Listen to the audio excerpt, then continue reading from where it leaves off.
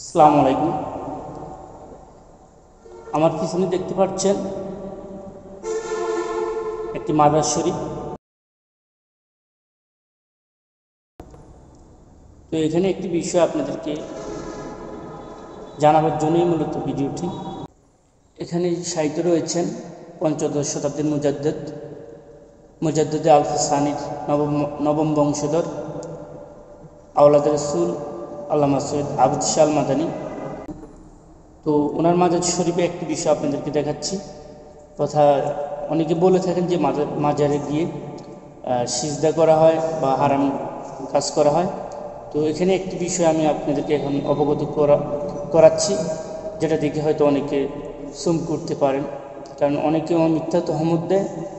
তো তাদের এই মিথ্যা তহমতের বিরুদ্ধে তথা তাদের সেই ভুল ধারণা ভাঙানোর জন্য এই ভিডিওটি। তো আমি দেখাচ্ছি আপনাদেরকে। তো সম্মানিত দর্শক, তো সবাই দেখুন এখানে একটি সাইনবোর্ডে কি লেখা।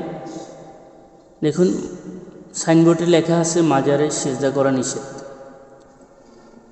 এত সুন্দরভাবে উল্লেখ করা, এত সুন্দরভাবে দেওয়ার পরও যদি কেউ এসে এখানে সিজদা করে বা হারাম কোনো কাজ করে, তাহলে কি মাজার কর্তৃপক্ষ দায়ী বা এখানে যিনি শুয়ে রয়েছেন আল্লাহর একজন এক বান্দা, একজন আল্লাহর ওলি, উনি কি দায়ী? সেই সাথে এখানে মাজার শরীফ জিয়ারাতের সকল নিয়ম কানুন দেওয়া রয়েছে। তো আপনি কোনটা ফলো করবেন? দেখেন, আপনি তো অবশ্যই এই মাজার শরীফের জিয়ারতের যেই সকল নিয়ম তথা সূরা, দোয়া, দুরূদ শরীফ, মিলাদ, এগুলোই তো ফলো করবেন নাকি? কিন্তু দেখেন এখানে এখানে বড় অক্ষরে লেখা আছে মাজারে সিজদা করা নিষেধ। এখন যদি আপনি এই সাইনবোর্ডকে অবজ্ঞা করেন বা মানুষের অগোচরে, দেখেন এখন আমি যে সময় রয়েছি এখানে কোনো লোক নেই। এখন আপনি যদি এসে আপনার মনে অন্য কোনো রকমের ইন্টেনশন থাকে তথা অন্য কোনো ষড়যন্ত্র করে এসে আপনি এখানে এরকম কোনো কর্মকাণ্ড ঘটান, তাহলে এই জন্য কি মাজার কর্তৃপক্ষ দায়ী থাকবে, নাকি যিনি এখানে শুয়ে রয়েছেন আল্লাহর ওলি উনি দায়ী থাকবে?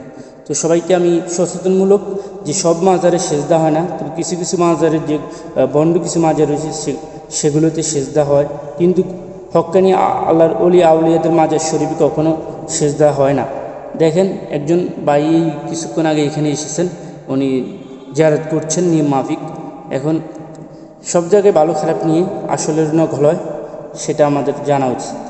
তো এটা হচ্ছে ঐতিহাসিক ইমাম রাব্বানী দরবার শরীফ। আর আপনার স্ক্রিনে দেখতে পাচ্ছেন আওলাদ রসুল আল্লামা সৈয়দ আবদ শাহ আল মাদানীর মাজার শরীফ। যদি আপনারা মনে করেন এখানে এসে জিয়ারত করে যেতে পারেন। তো সচেতনমূলক ভিডিওটি যদি ভালো লেগে থাকে সবাইকে লাইক কমেন্টস করে মতামত জানানোর জন্য আর শেয়ার করে অন্যদেরকে দেখার সেই সুযোগ করে দেওয়ার জন্য আমি আহ্বান জানাচ্ছি।